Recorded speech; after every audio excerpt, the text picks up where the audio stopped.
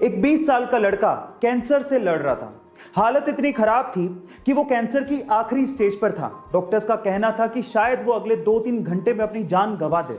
उसकी आखिरी इच्छा क्या थी पता है? उसकी आखिरी इच्छा ये थी कि वो प्रभास यानी कि बाहुबली से मिलना चाहता था। वो प्रभास का बहुत बड़ा फैन था। जैसे ही ये बात प्रभास तक पहुंची, प्रभास ने अपनी शूटिंग बीच में ही रोक दी और वो तुरंत अस्पताल उस लड़के से मिलने पहुंचे। वहां जाके सबसे पहले उन्होंने उस लड़के को किस किया और उसके साथ 1 घंटा बिताया। गाइस, जानने वालों का यह तक कहना है कि जो लड़का अगले 2-3 घंटे में मरने वाला था, वो लड़का इस इंसिडेंट के बाद यानी कि प्रभास से मिलने के बाद लगभग 10 दिन तक जिया। गाइस, ऐसे ही प्रभास को डार्लिंग नहीं कहते। चलिए गाइस, एक रियल एंड फनी इंसिडेंट सुनाता हूं। अमेरिका के एक बंदे ने, जिसका नाम गैरी क्रैमन था, एक डेटिंग ऐप बनाई और उस डेटिंग ऐप का नाम उसने मैच ऐप रखा। पर उसी मैच ऐप पे गैरी की गर्लफ्रेंड को अपना मैच मिल गया और वो गैरी को छोड़ के चली गई। अब नेगेटिव सिचुएशन में पॉजिटिव सोचना किसे कहते हैं, ये आपको गैरी से सीखना चाहिए।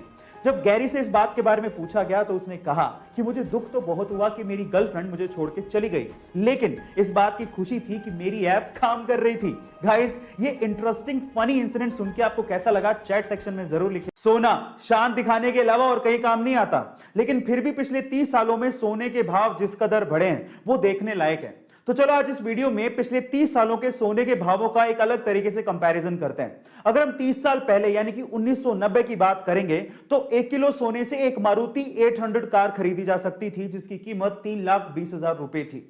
फिर 1995 में 1 किलो सोने से एक एस्टीम कार खरीदी जा सकती थी। 2005 में 1 किलो सोने से एक इनोवा कार खरीदी जा सकती थी। 2010 में 1 किलो सोने से एक फॉर्च्यूनर कार खरीदी जा सकती थी, लेकिन आज 1 किलो सोने से एक BMW X1 कार खरीदी जा सकती है, जिसकी कीमत ऑन रोड लगभग 48 लाख रुपए है। गाइस, ये कंपैरिजन आपको कैसा लगा चैट सेक्शन में जरूर लिखिए। अगर आप स्पेस में इंटरेस्ट रखते हैं तो आप लोगों ने एस्ट्रोनॉट शब्द तो जरूर सुना होगा।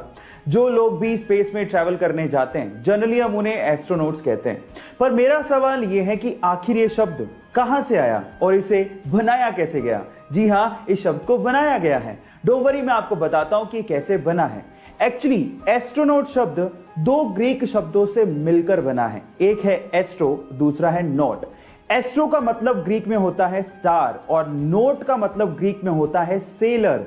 मतलब एस्ट्रोनॉट मींस स्टार सेलर। है ना ये इंटरेस्टिंग फैक्ट? क्या आपको इसके पहले तक एस्ट्रोनॉट का रियल मीनिंग पता था? स्पेस यानी कि अंतरिक्ष, पृथ्वी के बाहर की दुनिया, ये बहुत ही ज्यादा फैसिनेटिंग और इंटरेस्टिंग है और इसी वजह से बहुत सारे देशों ने इसके बारे में जानने के लिए अपने यहां पर स्पेस एजेंसीज बना रखी हैं। लेकिन अगर मैं आपसे सवाल पूछूं कि पूरी ही दुनिया की टॉप 5 स्पेस एजेंसीज कौन सी हैं, तो आप लोग क्या जवाब देंगे? डोंट वरी, मैं आपको बताता हूं। Let's find out the top 5 space agencies in the world. Number 5 हमारी इंडिया की इसरो। नंबर 4 रशिया की रोसकोसमोस। नंबर 3 यूरोपियन कंट्रीज की यूरोपियन स्पेस एजेंसी यानी कि ESA। नंबर 2 चाइना की CNSA and undoubtedly number 1 NASA. और इन देशों के अलावा बाकी देशों की स्पेस एजेंसीज को पीछे छोड़ते हुए इलॉन मस्क की SpaceX 6ठे नंबर पर है।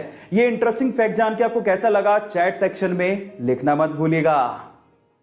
इसके आपको पता है कि पूरी ही दुनिया के 72 ऐसे देश हैं जिनके पास स्पेस को एक्सप्लोर करने के लिए स्पेस एजेंसीज हैं, लेकिन फिर भी इनमें से बहुत सारे देशों को लॉन्चिंग के समय इंडिया की जरूरत पड़ती है। पर सवाल यह है कि ऐसा क्यों?